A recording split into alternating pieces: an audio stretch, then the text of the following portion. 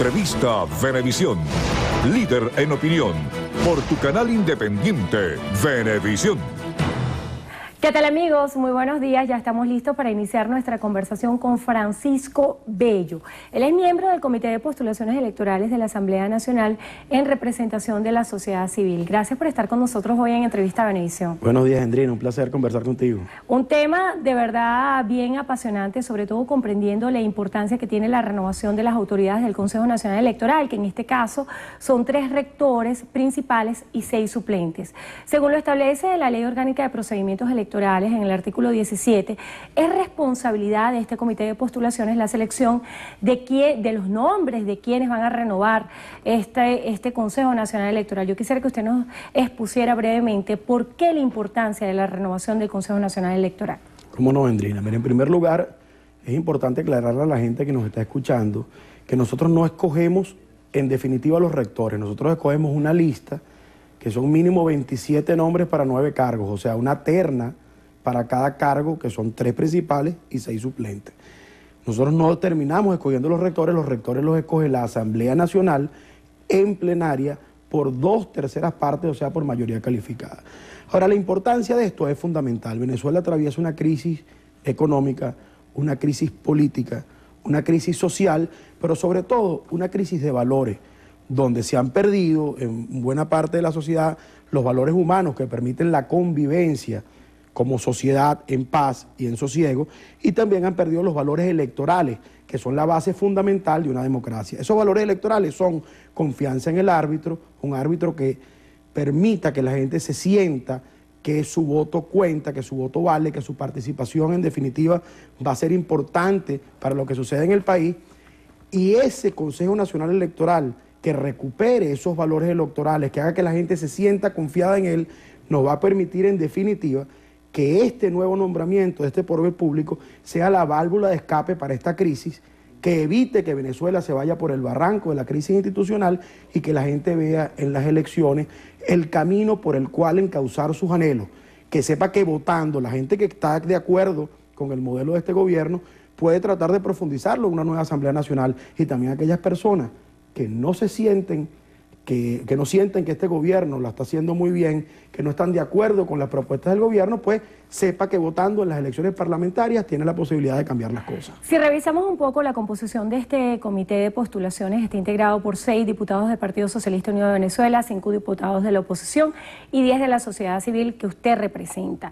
Hace algunos meses tuve la oportunidad de tener una conversación con Jennifer McCody, representante del Centro Carter, y ella veía con preocupación cómo, a pesar de las duras críticas que existían hacia el Consejo Nacional Electoral, la sociedad civil no se involucraba en todos los procesos que tenían que ver con el Consejo Nacional Electoral. Yo le pregunto a usted, ¿de qué manera la persona que está en su casa puede involucrarse con todo lo que es este proceso de comité de postulaciones, y de qué manera puede ser más participativa para que exista transparencia en la renovación de estas autoridades? Mire, nosotros nos hemos dado la tarea, como parte de nuestro trabajo dentro del comité de postulaciones, de involucrar a la gente en el proceso. Nosotros creemos que formar un CNE confiable pasa principalmente por la transparencia que el proceso de elección de rectores tenga. Y esa transparencia se sustenta en la información y la participación que tenga la sociedad civil, el ciudadano común que nos está viendo esta mañana, en este proceso. Y hay unos mecanismos que se establecen y que en la metódica que se aprobó están absolutamente claros. Por ejemplo, el tema de la transparencia. Yo quiero decirle, y el tema de la imparcialidad, yo quiero decirle a todos los venezolanos que nos escuchan que todas las tardes, al cerrarse el proceso de postulaciones, se publican toda la lista de los postulados que fueron admitidos. Bueno, le corresponde a usted y a todos nosotros revisar, Andrina, si en esos postulados hay militantes de partidos políticos, hay gente que tenga participación en alguna organización con fines políticos, o si ha recibido financiamiento directa o indirectamente de organizaciones con fines políticos. Y es usted, el ciudadano común, el ciudadano que nos está escuchando en sus casas, quien tiene la posibilidad de acudir al Museo Boliviano, en el cual es la sede del Comité de Postulaciones en Pajarito, a impugnar a esa persona. Esa persona va a firmar una declaración jurada de que no participa ni directa ni indirectamente en ninguno de estos partidos. Inclusive, si la persona lleva las pruebas de que esa gente participa en organizaciones políticas, bueno, está cometiendo esa persona un delito, inclusive un delito penal, que es precisamente falso testimonio ante organismos públicos. O sea, que la gente puede participar de frente, es la gente que va a garantizar que quien esté allí no pertenezca a ningún partido político. O sea, a partir de este momento y desde que se inició el proceso, todos los ciudadanos pueden realizar objeciones. Para recordarle un poco a las personas que están en sus casas, cómo va este proceso. Hasta ahora hay 33 aspirantes a rectores. Y para ver un poco el tema del cronograma, que en materia electoral es tan importante, hasta el jueves 13 de noviembre está establecido el lapso para las postulaciones, pero también es importante destacar que este comité de postulaciones está funcionando hasta la tercera semana de diciembre. ¿Qué es lo que falta por hacer? ¿Cuáles son las tareas que tienen pendientes ustedes en el comité de postulaciones y de qué manera las están llevando a cabo? Bueno, en primer lugar, hasta, como tú bien lo dices, hasta el jueves 13 hay posibilidad de postularse. Luego esas postulaciones pasan por un filtro. En primer lugar, se va a revisar el tema de las credenciales que se lleven, títulos universitarios, se va a oficiar a las universidades, se va a oficiar al registro principal. Segundo, venezolano por nacimiento, por naturalización, se va a pedir la gaceta oficial, se va a contrastar que es cierta, la gaceta oficial en la cual esa persona sale naturalizada. Y así todos los ítems que están previstos, no solamente en la LOPE, sino en el reglamento que para este comité de postulaciones se elaboró. Una vez que la gente pasa ese proceso, los que quedan todavía aspirando tienen que ser entrevistados y se ha establecido unas entrevistas de hasta por 20 minutos para cada uno de estos aspirantes con unas preguntas tipo que debemos hacer cada uno de los comisionados. Se van a crear 6 grupos de 3 personas para tratar de entrevistar a todos cuantos manifiesten su posibilidad y cumplan con los requisitos. Luego de estas entrevistas viene un proceso de impugnaciones, que es cuando la gente puede impugnar a estos aspirantes para decirle, mire, no, este señor es de un partido político, tiene parcialidad, ha tenido participación política, inclusive con violencia, ha atentado contra la paz, contra la democracia, etcétera, etcétera. Todo eso va a haber 6 días para que la gente impugne, nosotros recibamos esas impugnaciones, después va a haber 6 días para los descargos, o sea, para la persona que fue impugnada tenga la posibilidad de defenderse o presentar pruebas en contrario, y después a nosotros nos queda un periodo que es de hasta 20 días para escoger la lista que será remitida a la Asamblea Nacional.